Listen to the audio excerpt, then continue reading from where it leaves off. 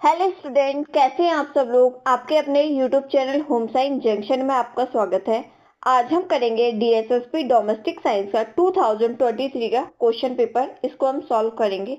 इससे पहले हमने डोमेस्टिक साइंस का अपना 2014, 2018 एंड 2021 वाला क्वेश्चन पेपर सॉल्व कर चुके हैं। तो जिसने भी इन क्लासेस को नहीं देखा हो वो प्लेलिस्ट में जाकर जरूर देख लीजिएगा। इसके अलावा आपका बिहार एस्टेट का 2024 वाला क्वेश्चन पेपर भी सॉल्व कराया जा चुका है। तो सारे बच्चे जाके प्लेलिस्ट में जरूर इन वीडियो को देख लीजिएगा। आज की क्लास को हम स्टार्ट करते हैं। फर्स्ट क्वेश्चन है आज का। क्वेश्चन है आपका, the dimension of the acceleration is, यानी कि निम्नलिखित में से त्वरण की विमा शांत करता है।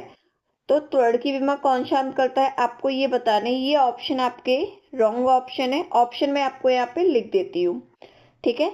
आपका इसमें फर्स्ट ऑप्शन था आपका M0 L1 T2, ठीक है। फर्स्ट ऑप्शन आपका ये था। सेकंड ऑप्शन था आपका M1 L-1 एंड T2, ठीक है। थर्ड ऑप्शन है आपका M0 L1 एंड T1, ठीक है। फोर्थ ऑप्शन है आपका M1 L2 एंड T2।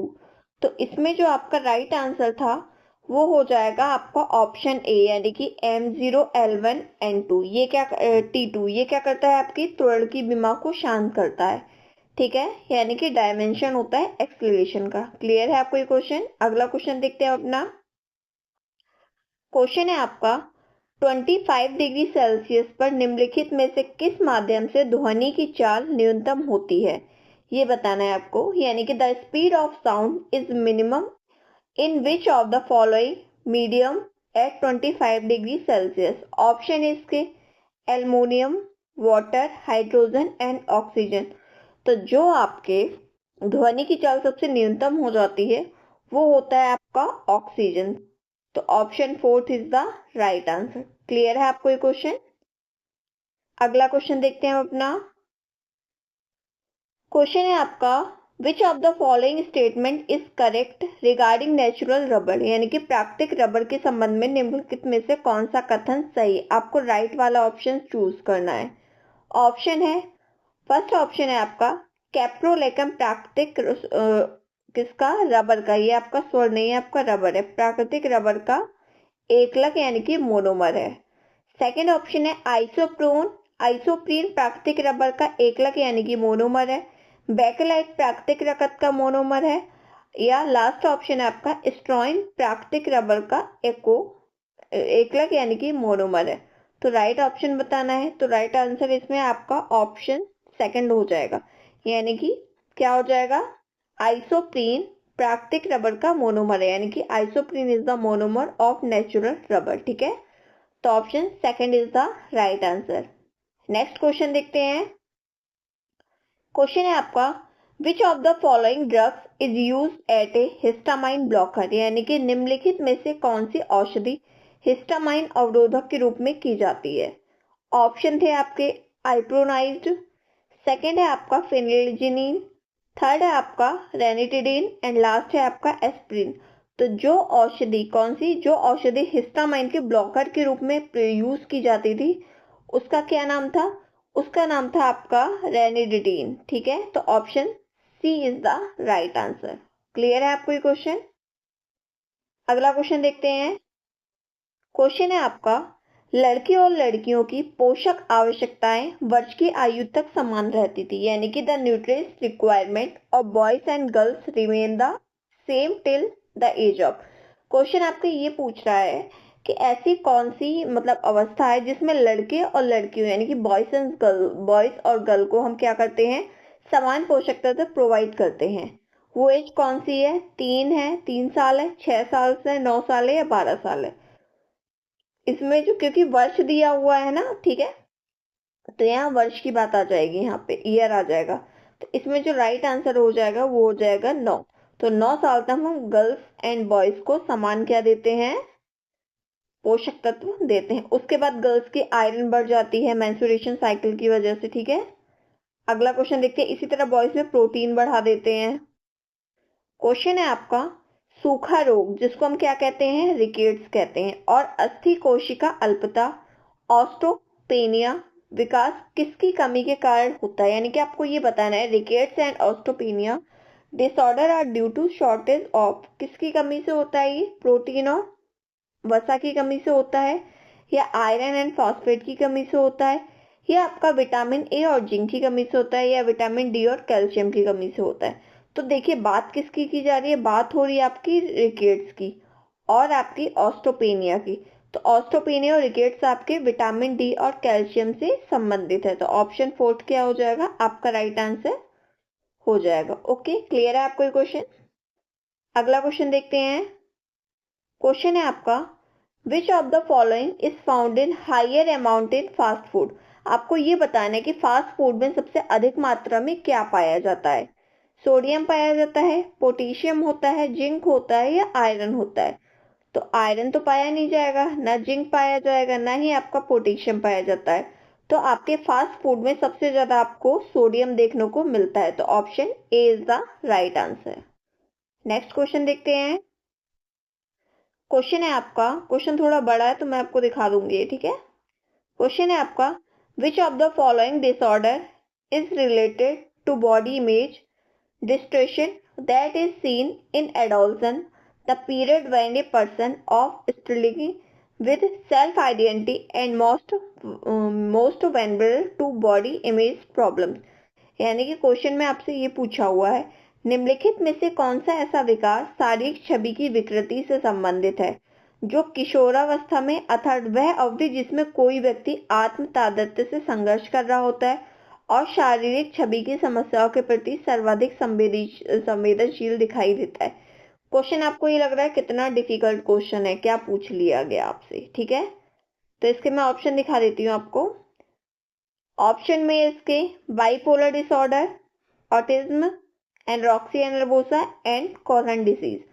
तो जो आपका क्वेश्चन है, क्वेश्चन आपसे ये पूछा हुआ है, देखिए वह अवधि जिसमें कोई व्यक्ति क्या होता है, आत्म तादात्म्य से संघर्ष करता है। मतलब जो व्यक्ति होता है ना, ये आपकी एडोलसेंट वाली एज होती है। कौन सी एडोलसेंट वाली एज होती है, दिया हुआ है किशोरावस्था में। तो किशोरावस्था में क्या होता है कि किशोरावस्था की एज में बच्चों को लगता है कि कभी तो लगता है बहुत ज्यादा मोटे हो रहे हैं, कभी लगता है बहुत ज्यादा पतले हो रहे हैं। तो बार बार अपने शीशे में इधर से उधर मुड़ के अपने आप को खुद को देखते रहते हो कि हाँ मैं तो मोटी लग रही हूँ, हाँ मैं तो पतली हो गई लग रही हूँ। तो ये क्या होता है, ये आपके डिसऑर्डर होता है। किससे संबंधित होता है, तो इसको हम बोलते हैं एनोरेक्सिया नर्वोसा, ठीक है। तो ऑप्शन 3 क्या हो जाएगा, राइट आंसर आपका हो जाएगा। इसमें क्या होता है, व्यक्ति मोटा होता नहीं है पर वो खुद को ऐसे जाहिर करता है कि उसका वेट कितना बढ़ रहा है। तो क्या करता है एनोरेक्सिया नर्वोसा में, खाना कम खाना शुरू कर देता है, डाइट पे आ जाता है, और फिर उसके अंदर क्या देखी जाती है, कमजोरी देखने को मिलती है। तो एक ये ईटिंग डिसऑर्डर होता है आपका, ठीक है। नेक्स्ट क्वेश्चन देखते हैं। क्वेश्चन है आपका, which of the following is incorrect regarding diet related behaviour during adolescence. यानी कि किशोरावस्था के दौरान आहार संबंधी व्यवहार के बारे में निम्नलिखित में से कौन सा कथन गलत है। आपको इनकरेक्ट स्टेटमेंट चूज करना है, ठीक है। पहले हम इंग्लिश में इसके ऑप्शन देख लेते हैं, उसके बाद हम हिंदी में इसके ऑप्शन देखेंगे। इंग्लिश वाले ऑप्शन है इसके, फर्स्ट ऑप्शन है eat 3 balance meals of average size each day plus 2 nutrition snack. Eat 1 balanced meal of average size each day plus 3 nutrition snack। Third है आपका drinking 4 to 6 glasses water each day especially before meals is a good habit। One must try not to skip meals, ठीक है। अब हिंदी वाले student में अपने option देख लें। फर्स्ट ऑप्शन है आपका प्रतिदिन औसत आकार के 3 संतुलित आहार और उसके साथ 2 पौष्टिक स्नैक। सेकंड है प्रतिदिन औसत आकार का 1 संतुलित आहार और उसके साथ 3 पौष्टिक स्नैक।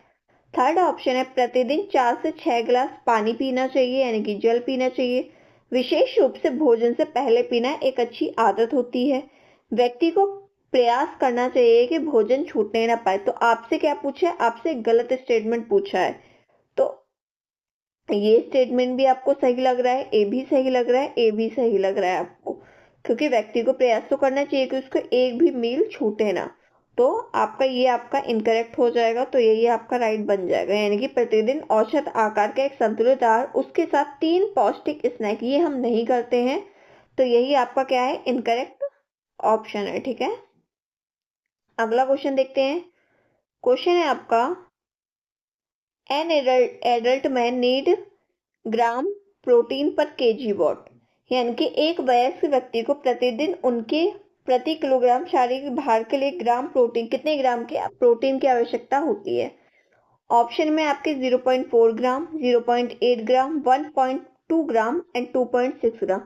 तो प्रोटीन की आवश्यकता कितनी होती है वयस्क पर्सन को, 0.8 ग्राम। ठीक है, कहीं कहीं पे आपको ये 1.0 ग्राम भी देखने को मिल जाएगा, तो वो आपका गलत नहीं होगा, पर वो आप कब लगाएंगे, जब आपको 0.8 ग्राम नहीं देखने को मिलेगा, तभी आप उस ऑप्शन के साथ जाएंगे। अगर आपको 0.8 मिल जाता है तो आप यही ऑप्शन को सही लगाएंगे। क्लियर है आपको ये। नेक्स्ट क्वेश्चन देखते हैं। क्वेश्चन है आपका, मासिक चक्र के दौरान रक्त हानि के कारण महिलाओं को अधिक आवश्यकता किसकी होती है, यानी कि female need more due to blood loss during menstruation. किसकी आवश्यकता होती है, कैल्शियम की होती है, सोडियम की होती है, आयरन की होती है, या जिंक की होती है। तो जब क्या होते हैं, ब्लड लॉस हो रहा होता है बॉडी से मेंस्ट्रुएशन की साइकिल में, तो सबसे ज्यादा आयरन की आवश्यकता होती है। Option third is the right answer. अगला क्वेश्चन देखते हैं। क्वेश्चन में आपसे अगेन इनकरेक्ट ऑप्शन चूज करना है। Which of the following is incorrect with respect to healthy nutrition for elder people, यानी कि वयोवृद्ध व्यक्तियों के लिए स्वस्थ पोषण के संबंध में निम्नलिखित में से कौन सा विकल्प गलत है। ऑप्शन में है, give performance to food that contain fibre, give performance to food that contain less salt, avoid sugar, increase fat intake, यानी कि फाइबर युक्त खाद्य पदार्थों को प्राथमिकता देना चाहिए, ये तो बिल्कुल सही है हमारा। कम नमक वाले खाद्य पदार्थों को प्राथमिकता देना चाहिए, ये भी हमारा राइट है। चीनी के सेवन से बचे, यानी कि चीनी हमको कम लेनी चाहिए, ये भी बात सही है। वसा के सेवन में वृद्धि करें, ये बात एकदम गलत है, क्योंकि हमको फैट को कम करना चाहिए, ना कि हमें फैट ज्यादा लेनी चाहिए। इंक्रीज फैट इंटेक, तो यही ऑप्शन आपका राइट आंसर हो जाएगा। अगला क्वेश्चन देखते हैं अपना। क्वेश्चन है आपका, ये तो आपका रिपीटेड क्वेश्चन है, ठीक है, एक बार आ चुका है ये आपके, आई थिंक 2014 और 2021 दोनों में ये क्वेश्चन आपके आ चुका है एग्जाम में। तो आप लोग ये देख लीजिए कि आपके डीएसएसबी डोमेस्टिक साइंस के एग्जाम में भी क्या होता है, क्वेश्चन रिपीट होते हैं। ठीक है, क्वेश्चन है आपका, which of the following is a water soluble vitamin, यानी कि कौन सा जल में घुलनशील विटामिन है। विटामिन ए है, विटामिन सी है, विटामिन डी है एंड विटामिन के है। तो इसका तो आप इजीली आंसर दे सकते हो, क्योंकि जो वाटर सॉल्युबल विटामिन होते हैं वो होते हैं आपके vitamin B and vitamin C, और जो आपके फैट सॉल्युबल विटामिन होते हैं वो होते हैं आपके vitamin A, D, E and के। तो इसमें आपका विटामिन सी यानी कि second option is the right answer. Clear है आपको ये क्वेश्चन। नेक्स्ट क्वेश्चन देखते हैं अपना। क्वेश्चन है आपका, which of the following is at the top food guide pyramid of older adult, यानी कि वृद्ध वयस्कों के लिए आहार मार्गदर्शक पिरामिड के शीर्ष पर निम्नलिखित में से क्या होता है। तो जो आपका फूड पिरामिड होता है ना, फूड पिरामिड आपका इस टाइप से होता है। ठीक है, जो आपको ज्यादा खाना है वो आपका यहाँ होगा, जो उससे कम खाना है वो आपका सेकंड नंबर पे होगा, जो आपको यहाँ खाना है वो यहाँ होगा, जो सबसे लास्ट सबसे कम खाना है ना वो आपका एकदम टॉप में होता है। तो क्या आपको कम खाना चाहिए, ये पूछा है आपसे। फैट कम लेना चाहिए, ग्रेन्स कम लेना चाहिए, वाटर कम लेना चाहिए, मिल्क कम लेना चाहिए।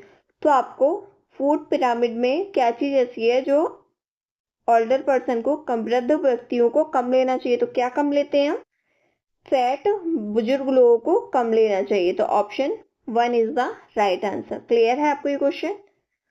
अगला क्वेश्चन देखते हैं। ये क्वेश्चन ये जो पेपर हुआ था ना 2023 वाला, तो ये वाकई में आपका ऐसा लग रहा था कि इसमें आपका डिफिकल्टी लेवल बढ़ा दिया गया था, क्योंकि 2014 का जो आपका क्वेश्चन पेपर था ना वो आपका इजी था, 2018 वाला आपका हार्ड आया था, इसी तरह 2021 वाला आपका इजी था और 2023 वाला आपका हार्ड पेपर है।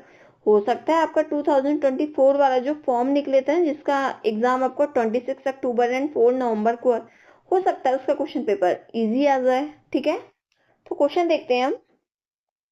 क्वेश्चन है आपका, job description is an outcome of, यानी कि कार्य विवरण का परिणाम होता है। तो क्या होता है?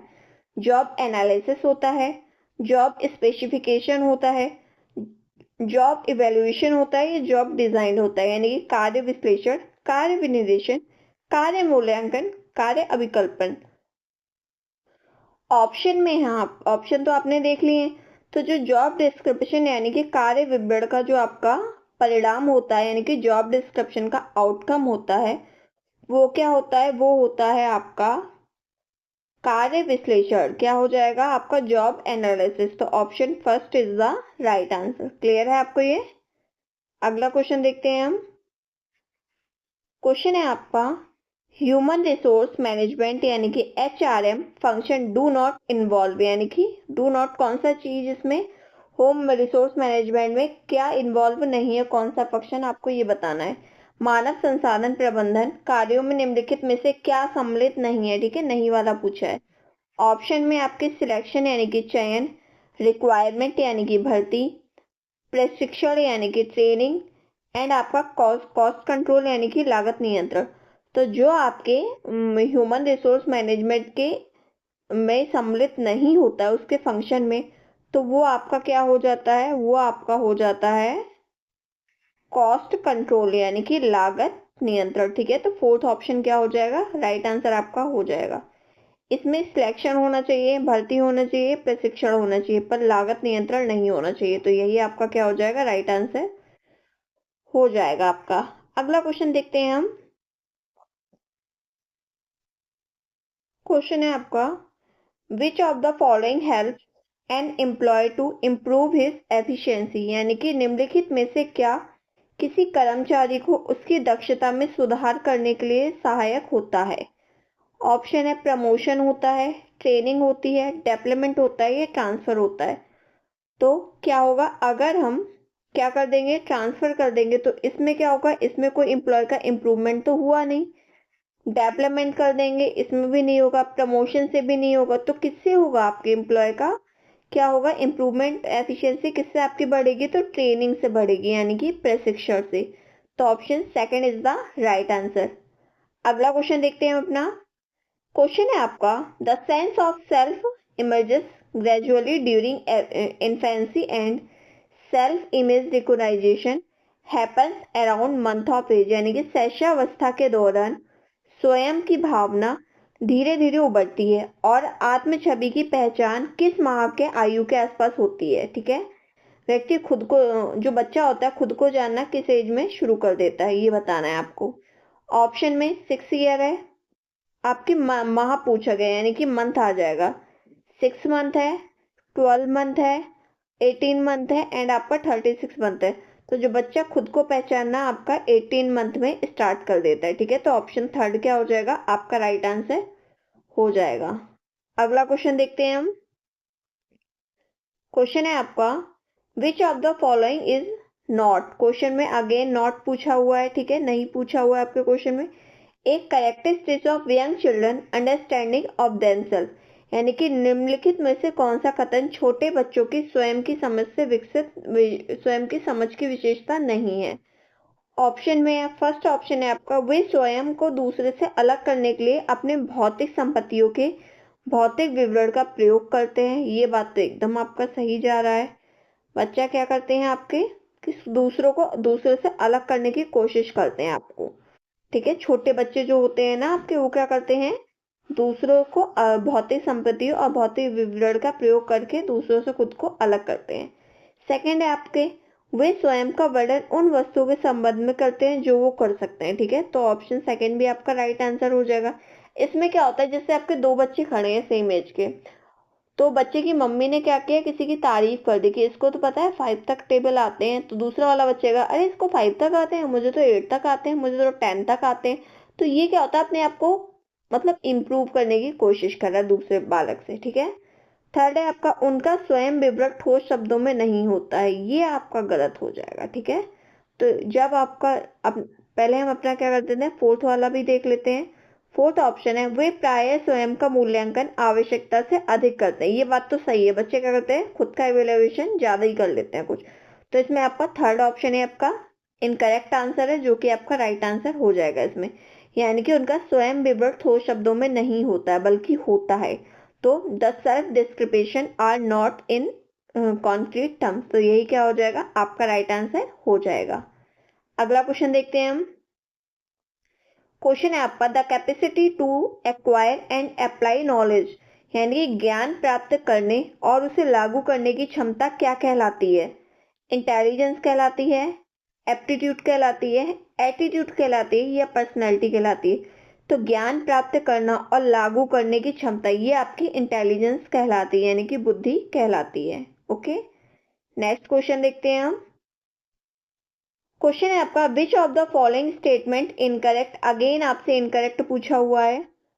तो ऑप्शन है इसमें आपके क्वेश्चन निम्नलिखित में से कौन सा कथन गलत है? ऑप्शन है आपका education is a goal oriented process, second है development is a quantitative process, या development is a qualitative process, या growth is a biological process. तो देखिए, आपको जो आप ऑप्शन को क्या करते हो, हटाते हो ना, तो वो कैसे हटा सकते हो? देखो, आपके सेकंड और थर्ड आपके ऑप्शन दिए, यानी कि development is a quantitative process and development is a qualitative process. तो आपका ये तो पता है आपको, इन दोनों में से आपका एक ही सही जाएगा। तो इस ऑप्शन से कोई मतलब नहीं, इसको अलग हटा। तो ये दो क्वेश्चन आपके फर्स्ट एंड फोर्थ ऑटोमेटिकली क्या हो गए, अलग हो गए। ठीक है, तो आपके इन दोनों में विकास आपका कैसा होता है? विकास आपकी गुणात्मक प्रक्रिया होती है। ठीक है, और वृद्धि परिणात्मक होती है। तो ऑप्शन थर्ड तो आपका राइट हो जाएगा, आपसे गलत पूछा हुआ है, तो गलत में आपका क्या हो जाएगा, सेकंड वाला ऑप्शन आपका राइट आंसर हो जाएगा, यानी कि विकास एक परिणात्मक प्रोसेस होता है। ठीक है, तो विकास आपका परिणात्मक नहीं होता है, बल्कि कैसा होता है, विकास आपका गुणात्मक होता है। तो इसलिए आपका सेकंड ऑप्शन आपका यहाँ पे, क्योंकि गलत स्टेटमेंट पूछा हुआ था, इसलिए हमने यहाँ पे राइट किया है। तो option second is the right answer. अगला क्वेश्चन देखते हैं। क्वेश्चन है आपका कॉग्निटिव डेवलपमेंट रेफर्स टू, यानी कि संज्ञानात्मक विकास से क्या तात्पर्य है?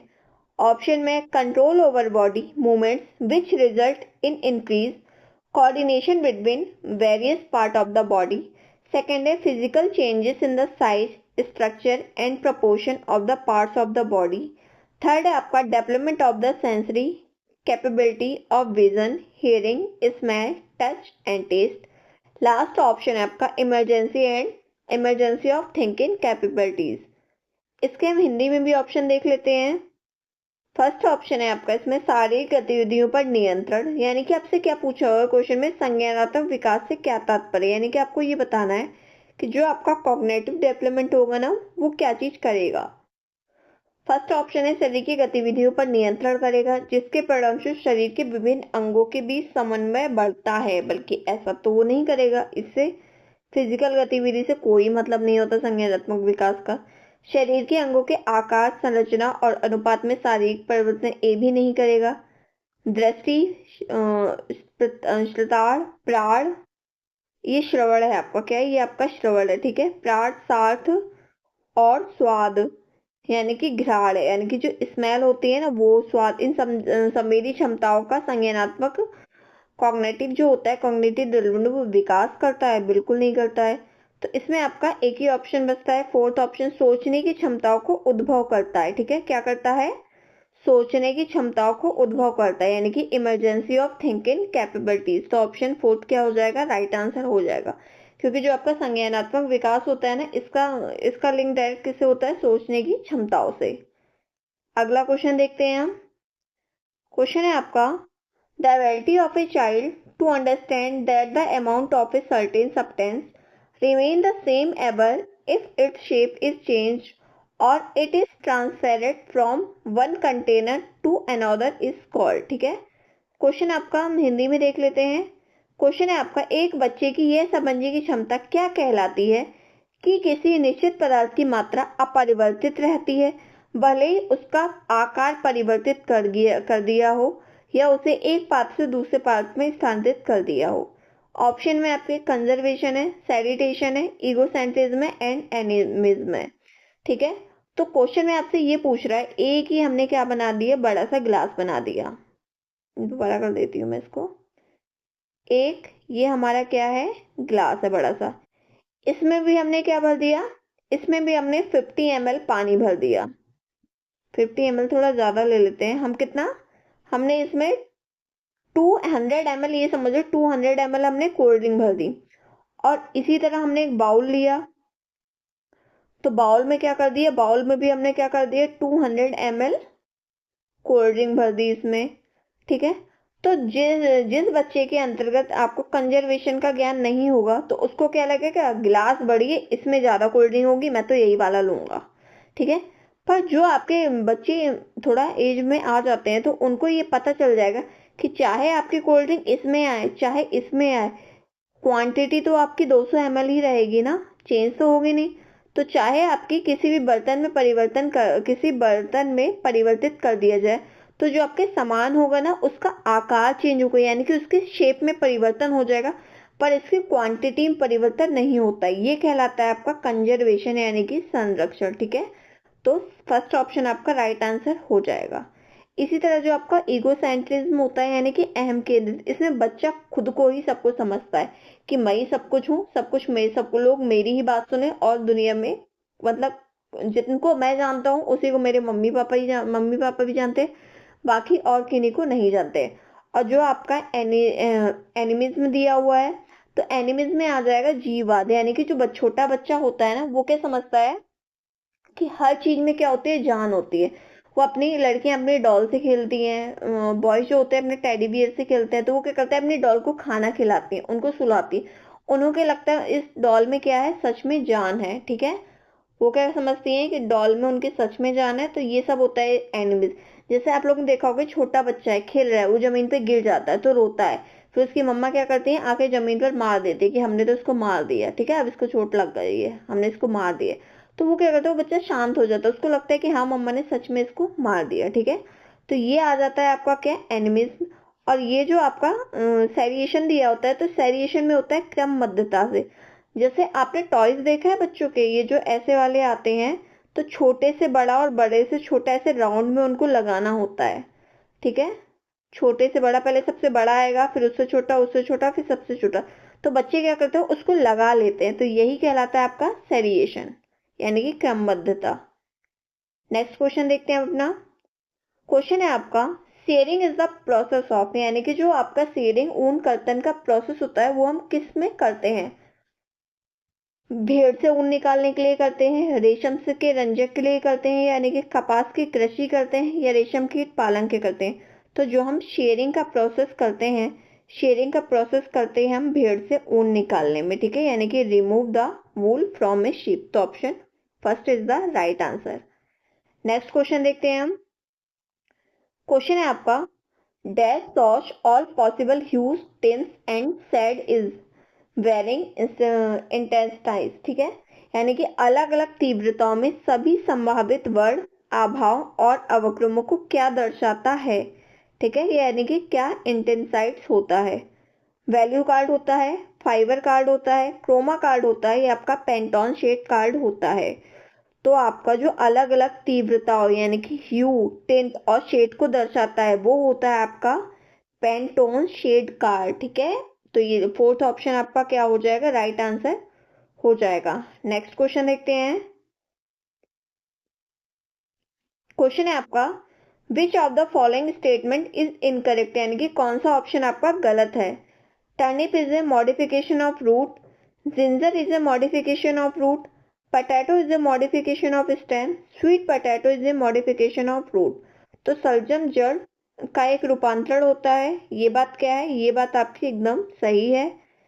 आलू तने का एक रूपांतरण है, ये भी ठीक है। शकरकंद जड़ का एक रूपांतरण है, ये भी ठीक है। पर अदरक जो होता है जड़ का एक रूपांतरण नहीं होता, तो यही आपका क्या है, इनकरेक्ट है। तो यही आपका राइट आंसर हो जाएगा, सेकेंड ऑप्शन। अगर आपको वीडियो क्लास अच्छी लग रही है, समझ में आ रही, तो आप वीडियो को लाइक शेयर जरूर कर दीजिएगा।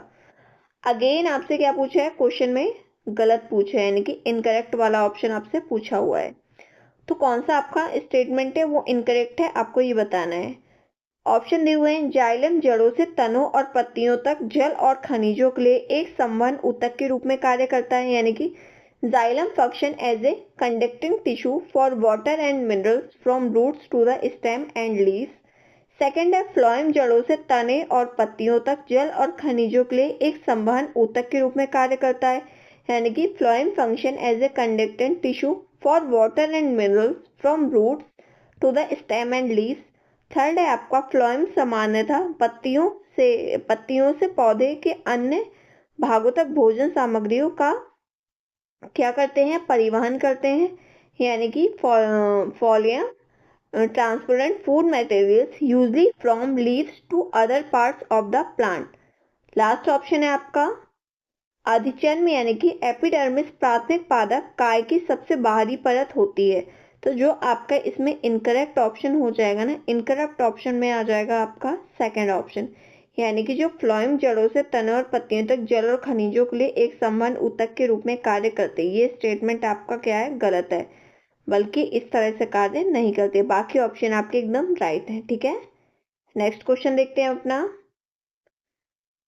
क्वेश्चन है आपका, which of the following enzymes help in digestion of fat, यानी कि निम्नलिखित में से कौन सा एंजाइम वसा के पाचन में सहायक होता है।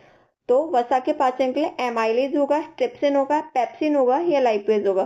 तो ये क्वेश्चन आपका इजी क्वेश्चन है, सबको पता है कि एंजाइम वसा के पाचन के लिए कौन सा एंजाइम सहायक होता है, तो आपका लाइपेज एंजाइम सहायक होता है। तो option fourth is the right answer.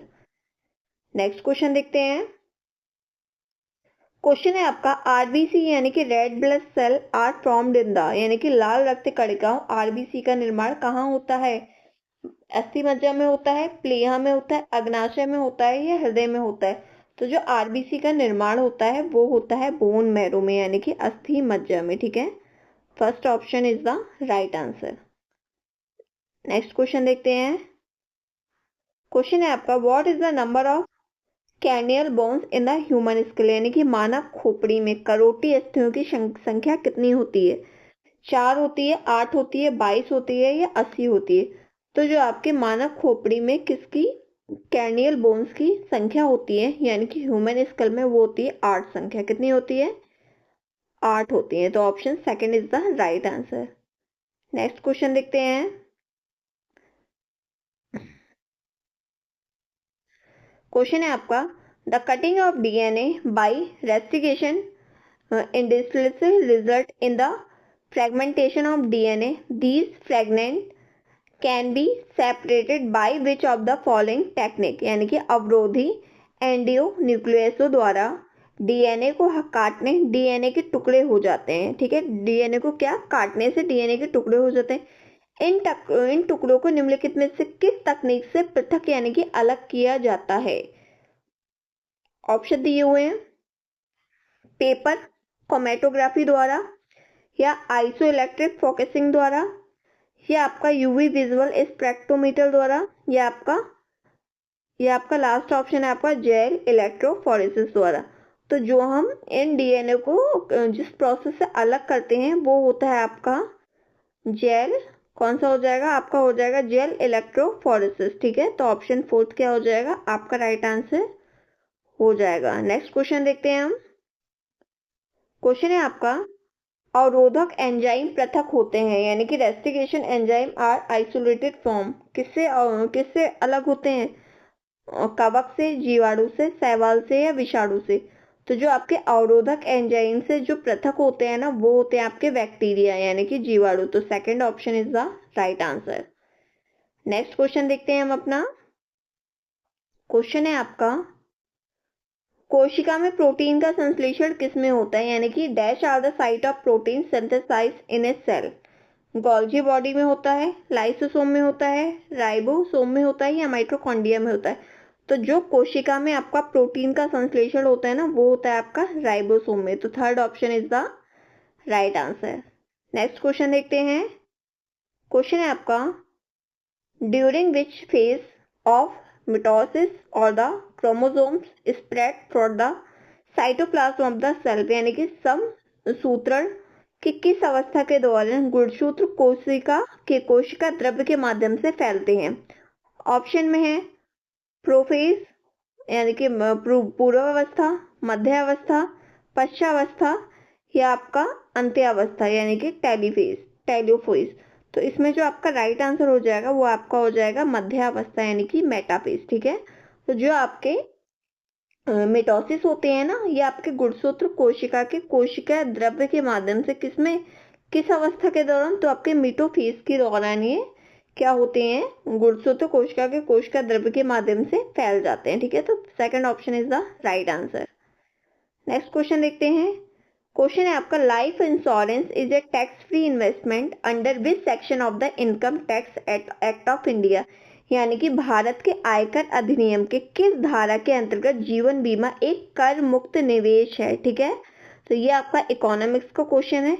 Option में सेक्शन 9 है, सेक्शन 139 है, सेक्शन 80C यानी कि लास्ट ऑप्शन है सेक्शन 298। तो इसमें जो आपका राइट आंसर हो जाएगा वो हो जाएगा सेक्शन 80C यानी कि धारा 80C के अंतर्गत भारत के आयकर अधिनियम में के अंतर्गत जीवन बीमा एक कर मुक्त निवेश है, यानी कि एक इनकम टैक्स एक्ट के अंतर्गत आता है ये। नेक्स्ट क्वेश्चन है आपका, which of the following standard is used to certified the purity of gold in India, यानी कि भारत में सोने की शुद्धता को प्रमाणित करने के लिए निम्नलिखित में से किस मानक का उपयोग किया जाता है। ISI का किया जाता है, या हॉलमार्क का किया जाता है, या FPO का किया जाता है, एगमार्क का किया जाता है। तो जो आपके गोल्ड पे लगने वाला आपका मार्क होता है वो होता है आपका हॉलमार्क। ठीक है, तो option second is the right answer. Next question देखते हैं। क्वेश्चन है आपका, which of the following statement is incorrect, यानी कि अगेन आपको एक गलत ऑप्शन क्या करना है, चूज करना है। आपका गलत लिखा हुआ है। ठीक है, क्या है ये आपका गलत लिखा हुआ है। ऑप्शन है आपके, भवन की बाहरी दीवारों में दरवाजे और खिड़कियों इस प्रकार लगाई जानी चाहिए जिससे रहने वालों को धूप, हवा, दृश्य आदि के रूप में प्रकृति का आनंद प्राप्त हो सके। ठीक है, सेकंड ऑप्शन है, कमरे में फर्नीचर इस प्रकार व्यवस्थित किया जाना चाहिए जिससे किसी को भी चलने के लिए खाली स्थान ना मिले। ऐसा तो हम करेंगे नहीं कि मतलब इतना फर्नीचर हमने अपने रूम में लगा दिया कि हमारे चलने के लिए खाली स्पेस ही नहीं है। ठीक है, पैसे बचाने के लिए भवन का ढांचा कमजोर नहीं बनाना चाहिए, ये बात एकदम सही है। यथोचित अनुपात वाला आयताकार कमरा समान भुजाओं वाले वर्गाकार कमरे की तुलना से विशाल दिखता है, ये भी बात सही है। तो इसमें जो आपका इनकरेक्ट ऑप्शन हो जाएगा वो हो जाएगा आपका सेकेंड ऑप्शन। ठीक है, एक बार हम अपने इंग्लिश में भी ऑप्शन को देख लेते हैं। ठीक है, इसको हटा के दिखा देती हूँ आपको, इंग्लिश वाले स्टूडेंट इंग्लिश वाले देख लें। तो इसमें आपका सेकंड ऑप्शन क्या हो जाएगा, राइट आंसर हो जाएगा। यानी कि furniture in A room must be arranged in such A way so that one does not get free circular space। ठीक है, सेकंड इज ऑप्शन इज आपका इनकरेक्ट है, तो यही ऑप्शन क्या हो जाएगा, आपका राइट ऑप्शन हो जाएगा। नेक्स्ट क्वेश्चन देखते हैं हम। क्वेश्चन है आपका, the outlook of rooms which respect to their relative position which each other is called, यानी कि एक दूसरे के साथ उनकी सापेक्ष स्थिति के संबंध में कमरों की व्यवस्था क्या कहलाती है। ठीक है, अभिमुखता कहलाती है, संभावना कहलाती है, एकांतता कहलाती है, या आपका ग्रुपिंग कहलाती है।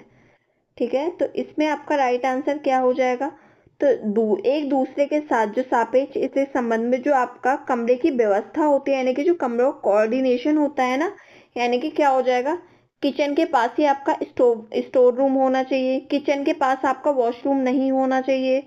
ठीक है, आपका जो स्टडी रूम होता है वो एकदम एकांत में होना चाहिए। ठीक है, गेस्ट रूम आपका बाहर की तरफ होना चाहिए। तो ये जो आप करते हो ना, पोजीशन बनाते हो, अपने कमरों की व्यवस्था बनाते हो, ये आपका ग्रुपिंग कहलाता है, यानी कि समूहन कहलाता है। तो option D is the right answer. Next question देखते हैं हम। क्वेश्चन है आपका, which of the following statement is incorrect, तो आपको गलत आंसर अगेन आपको चूज करना है। ऑप्शन में लिंग एक सामाजिक संरचना है, यानी कि gender is a social construction, ये बात तो एकदम ठीक है। ठीक है, gender is a biological entity, यानी कि लिंग एक जैविक इकाई है। ठीक है, तो ये बात आपकी एकदम गलत है, तो यही क्या हो जाएगा, आपका राइट आंसर हो जाएगा। पर हम बाकी के ऑप्शन को और देख लेते हैं, क्या पता हमसे इससे बेस्ट आंसर मिल जाए। ठीक है, लिंग स्त्रीत्व या पुरुषत्व जो समाज में भेदभाव और अलगाव के आधार का निर्माण करता है, ये बात एकदम ठीक है।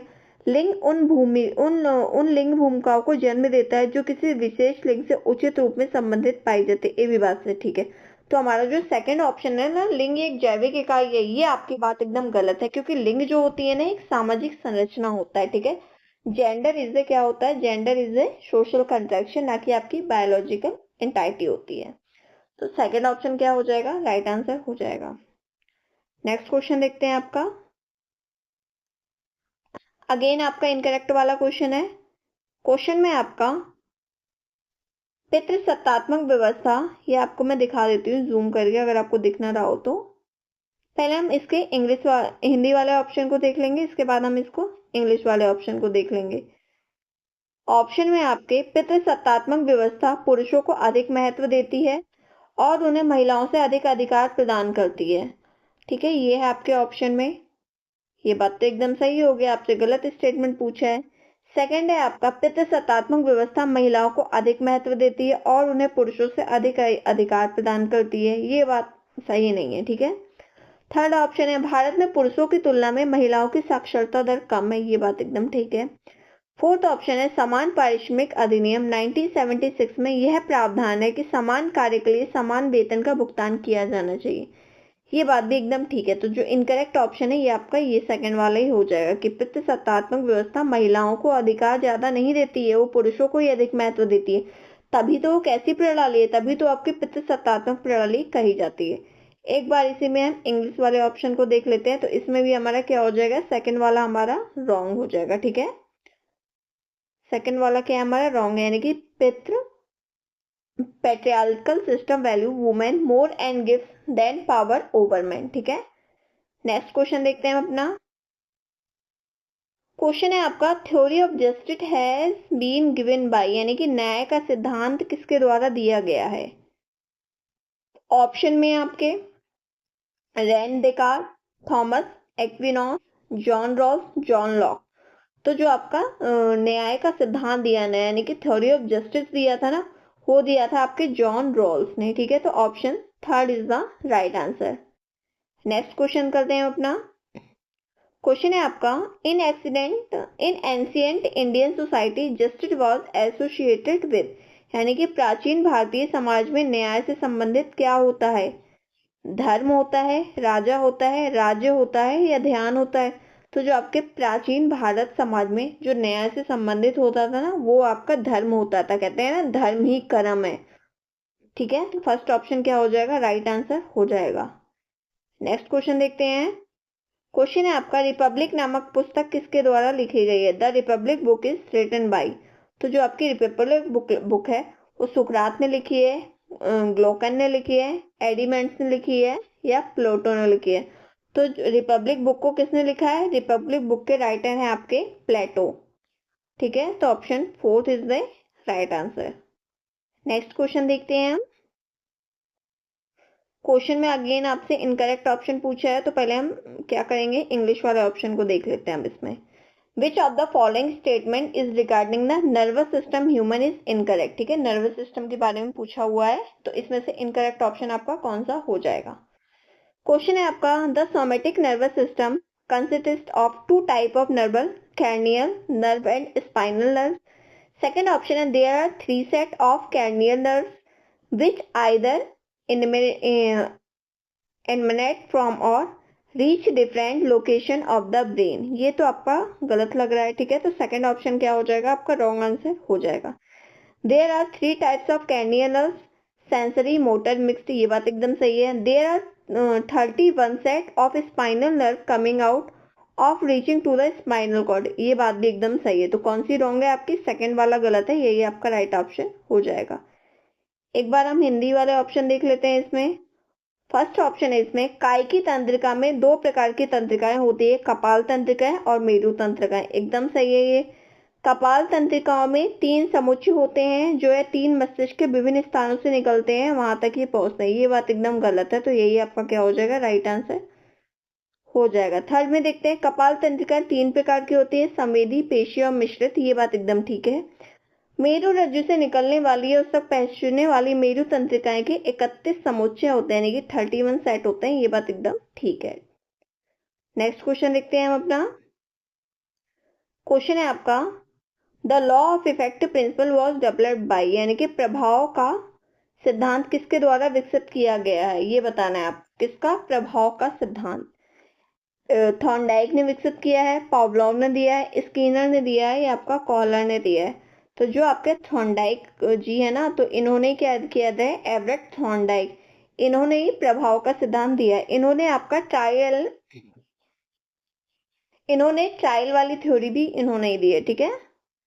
नेक्स्ट क्वेश्चन देखते हैं हम। क्वेश्चन है आपका, इसमें ऑप्शन तो आपकी हिंदी इंग्लिश दोनों में दिए, एक बार हम क्वेश्चन पढ़ लेते हैं इंग्लिश में। Vulture in the India subcontinent were dying of kidney failure shortly after scavenging livestock treated with, यानी कि क्वेश्चन में ये पूछा है भारतीय उपमहाद्वीप में गिद्धे के कारण मर रहे थे, ठीक है, यानी कि किस कारण से मर रहे थे, द्वारा उपचारित पशुओं के अपमार्जक के कुछ ही देर के बाद किडनी के काम करने के बंद करने के बाद, ठीक है। इसमें क्वेश्चन आपका ये है, क्वेश्चन क्या है आपका, क्वेश्चन आपका ये है कि भारतीय उपमहाद्वीप में, इधर आपका आ जाएगा डैश, ठीक है, भारतीय उपमहाद्वीप में गिद्ध आएगा पहले, क्या आ जाएगा, भारतीय उपमहाद्वीप में गिद्ध डैश के कारण मर रहे हैं, ठीक है, किसके द्वारा, गिद्ध डैश के द्वारा उपचारित पशु के अपमार्जन के कुछ ही देर के बाद किडनी के काम करना बंद कर देने के कारण मर रहे हैं। यानी कि क्या हो रहा है, देखिए भारतीय उपमहाद्वीप में जो गिद्ध हुआ है ना, तो गिद्ध डैश द्वारा उपचारित पशु के अपमार्जक से, यानी कि जो उपचारित पशु होते हैं ना, उनके अपमार्जक के कुछ ही देर के बाद किडनी उनके काम करना बंद कर दे रही है, जिसके कारण क्या हो जा रही है, उनकी मृत्यु हो जा रही है। ऑप्शन दिए हुए हैं, किसके कारण, ओमेप्राजोल के कारण, डिक्लोपोकान के द्वारा, या पेटामोर्फिन द्वारा, या लिसोनोप्रिन के द्वारा। तो आपका इसमें जो राइट आंसर हो जाएगा वो हो जाएगा ऑप्शन सेकंड, यानी कि डिक्लोपोनाक के द्वारा, ठीक है। क्लियर है आपको ये क्वेश्चन, इसके कारण गिद्ध की मृत्यु हो रही थी। नेक्स्ट क्वेश्चन देखते हैं। क्वेश्चन है आपका, which of the following element is used in the manufacturing of solar cell, यानी कि सौर सेलों के निर्माण में निम्नलिखित में से किस तत्व का उपयोग किया जाता है। कार्बन का उपयोग किया जाता है, सिलिकॉन का उपयोग किया जाता है, लिथियम का यूज किया जाता है, या निकल का यूज किया जाता है। तो सौर सेलों के निर्माण के लिए, किसके, सोलर सेल के निर्माण के लिए आपका सिलिकॉन का यूज किया जाता है। तो second option is the right answer. Next question देखते हैं अपना। क्वेश्चन है आपका, इन सितंबर 2015 the UN generation assembly adopted the 2030 यानी कि 2030 agenda for sustainable development that include sustainable development goals SDG, जिसको हम एसडीजी गोल्स के नाम से भी जानते हैं। तो इसमें कितने गोल्स थे आपको ये बताने हैं। क्वेश्चन हिंदी में देख लेते हैं। सितंबर 2015 में संयुक्त राष्ट्र महासभा में सतत विकास के लिए 2030 एजेंडा को अपनाया, जिसमें सतत विकास लक्ष्य के कितने कितने समलक्ष्य सम्मिलित है, यानी कि कितने गोल सम्मिलित है, 8 है, 12 है, 17 है, 21 है।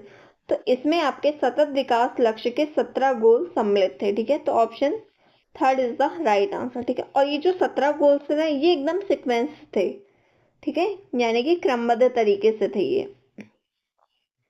नेक्स्ट क्वेश्चन है आपका।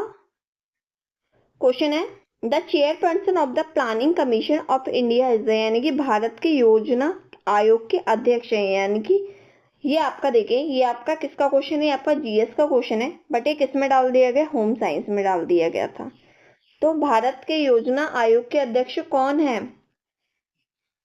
भारत के वित्त मंत्री है, भारत के प्रधानमंत्री है, भारत के वित्त सचिव है, या भारतीय रिजर्व बैंक के गवर्नर है। तो जो भारत के योजना आयोग के अध्यक्ष होते हैं ना, योजना आयोग के, ये होते हैं प्राइम मिनिस्टर ऑफ इंडिया, यानी कि भारत के प्रधानमंत्री। तो option second is the right answer, ठीक है। ये आपका जीएस का क्वेश्चन है, पर आपके होम साइंस में डाल दिया गया था क्वेश्चन।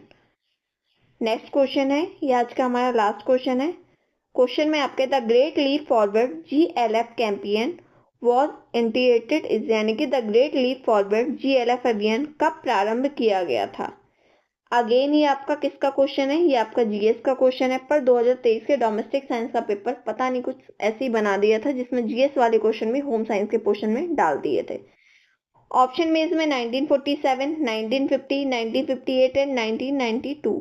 तो the Great Leap Forward GLF अभियान कब प्रारंभ किया गया था, ये प्रारंभ हुआ था आपका 1958 में। तो option third is the right answer. ठीक है, क्लियर है आपको ये क्वेश्चन। आज की क्लास हमारी यही एंड होती है। हमने 2014, 2018 एंड 2021 वाले क्वेश्चन पेपर हम पहले सॉल्व कर चुके हैं और आज हमने 2023 वाले क्वेश्चन पेपर का फर्स्ट पार्ट सॉल्व कर चुके हैं जिसमें हम 50 क्वेश्चन कर चुके हैं। हम इसके 50 क्वेश्चन अपने नेक्स्ट क्लास में करेंगे। अगर आपको क्लास अच्छी लगी हो, वीडियो समझ में आई हो, क्वेश्चन अच्छे लगे हो तो आप वीडियो को लाइक शेयर जरूर कर दीजिएगा और चैनल को सब्सक्राइब करना बिल्कुल मत भूलिएगा जिससे आपको टाइम टू टाइम क्लास की नोटिफिकेशन मिलती रहे। Thank you so much.